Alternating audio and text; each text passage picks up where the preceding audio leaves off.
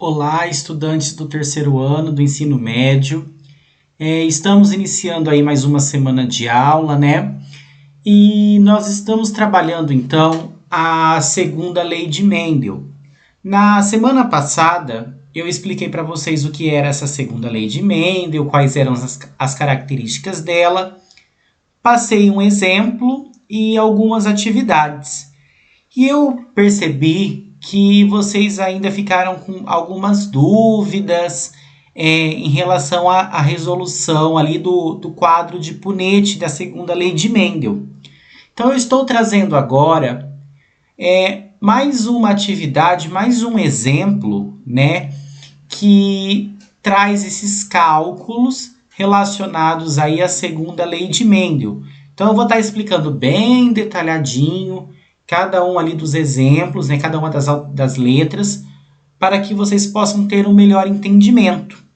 Caso ainda fique alguma dúvida, algum questionamento, vocês podem estar mandando mensagem no meu particular, que eu estarei atendendo a cada um.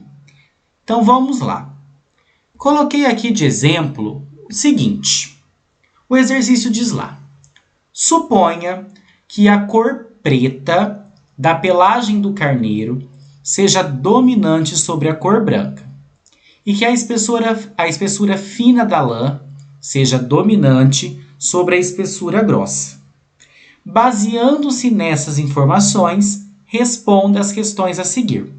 Então nós temos aqui um exemplo típico da segunda lei de Mendel, porque eu estou trabalhando com duas características ao mesmo tempo. Então eu tenho a cor do pelo do carneiro, que ele pode ser preto ou ele pode ser branco, o preto dominante em relação ao branco, e nós temos também como outra característica a espessura da lã, que ela pode ser fina ou grossa, a lã fina dominante sobre a lã grossa. Então já são duas características bem importantes. A letra A diz o seguinte: considere que os alelos que determinam a coloração da pelagem do carneiro são azão e azinho, e os alelos responsáveis pela espessura da lã, bezão, bezinho. Quais são os possíveis gametas formados por um macho com o genótipo azão, azão, bezão, bezinho, e uma fêmea azão, azinho, bezinho, bezinho? Então eles já determinaram aqui que a coloração, o preto, vai ser azão, né, porque ele é dominante, e o branco, que é o recessivo, vai ser azinho, e que, né, em relação à espessura da lã, a lã fina vai ser bezão, porque ela é dominante, e a lã grossa vai ser bezinho, porque ela é recessiva. Já temos as letras aí dos alelos. E daí eles deram um genótipo, então, do macho e da fêmea. O macho azão, azão, bezão, bezinho, e a fêmea azão, azinho, bezinho, bezinho. Eles pediram para determinar os gametas. Então nós temos aqui que para determinar os gametas, eu preciso fazer o chuveirinho.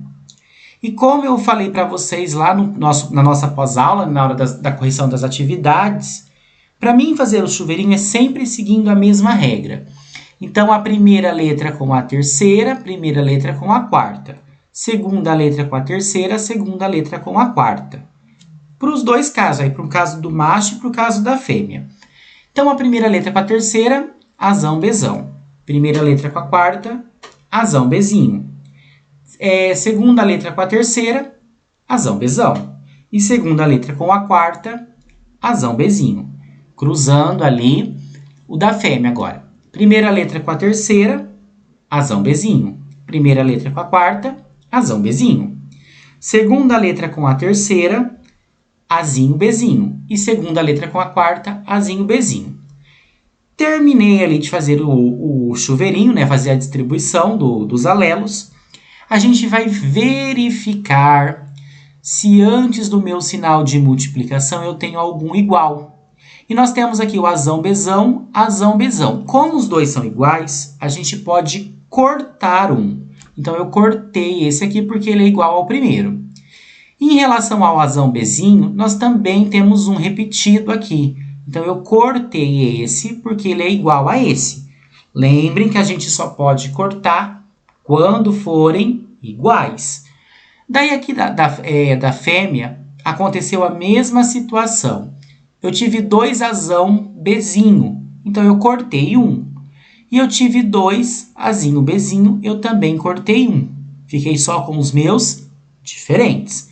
Então, na letra A, eles só pediram para quais eram os gametas. Nós já temos os gametas aqui do macho e os gametas da fêmea. Não preciso fazer o quadro de Punnett, porque eles não pediram, por enquanto, para calcular nada. Letra B. Quais fenótipos e genótipos são esperados do cruzamento entre os indivíduos citados na questão A? Agora sim, nós vamos fazer o cálculo. E através do cálculo eu vou conseguir determinar os genes, que são as letras, né, o genótipo de cada um dos indivíduos, e o fenótipo, eles querem saber o que nasceu. Se nasceu carneiro preto, se nasceu carneiro branco, se nasceu carneiro com a lã fina, com a lã grossa. O fenótipo é o que eu consigo observar. O genótipo é o que está nos genes. Então aqui eu fiz o quadro, né? Como vocês viram na questão A, nós cortamos 2 letras do macho e 2 parzinhos da fêmea. Então o quadro aqui ficou menorzinho. Então nós estamos cruzando. Nós temos o par aqui azão bezinho e azinho bezinho. Fazendo essa junção no quadrado pequeno, porque a gente fez de forma simplificada, é só juntar as letras. Então aqui azão, bezão, bezinho. Azão, azinho, bezão, bezinho. Aqui, azão, bezinho, bezinho. Azão, azinho, bezinho, bezinho. Então, meus genótipos que o exercício pediu são esses 4 genótipos aqui, que estão em azul. O fenótipo, como eu coloquei para vocês, é o que eu consigo enxergar. Então, nós vamos ter aqui 50% ou meio de indivíduos de carneirinhos ali que tem a pelagem preta, porque tem o azão. Todos os 4 aqui que nasceram têm a pelagem preta, não tem nenhum que é azinho. Porém, esses aqui serão azão. Então, eles são pretos dominantes. Então, pretos com a lã fina, metade, 50%. E essa outra metade aqui são carneiros que são pretos, porém a espessura da lã aqui é recessiva, então é a lã grossa. Então, nós tivemos 50% de carneirinhos pretos com a lã fina e outros 50% ou meio de carneirinhos pretos com a lã grossa, certo? Então, já determinamos aí o fenótipo e o genótipo. Continuando a pergunta. Letra C. Do cruzamento entre 2 animais díbridos heterozigóticos, qual será a probabilidade de surgir indivíduos com a pelagem preta e com lã grossa e de indivíduos de pelagem branca e lã fina?